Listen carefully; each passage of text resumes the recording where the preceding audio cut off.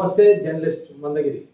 ఇప్పుడు శ్రీకాకుళం పార్లమెంట్ నియోజకవర్గం పరిధిలోని ఇచ్చాపురం వైసీపీ, పలాస వైసీపీ, టెక్కెలి టీడీపీ, పాతపట్నం వైసీపీ, శ్రీకాకుళం నువ్వానైనా, ఆమదాల వలస టీడీపీ, నరసన్నపేట వైసీపీ.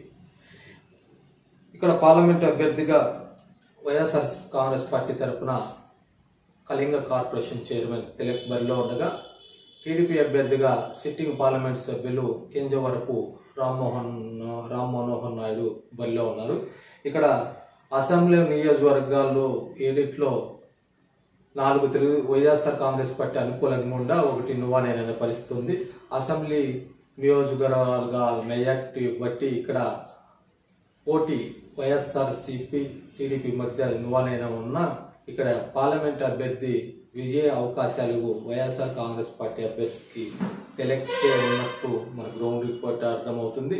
ఏదన్నా భారీ క్రాస్ ఓటింగ్ ఇతర జరిగితే తప్పితే ఇక్కడ వైఎస్ఆర్ కాంగ్రెస్ పార్టీ అభ్యర్థి విజయ అవకాశాలు పుష్కలంగానే ఉండే పరిస్థితి మనకు కనపడుతుంది.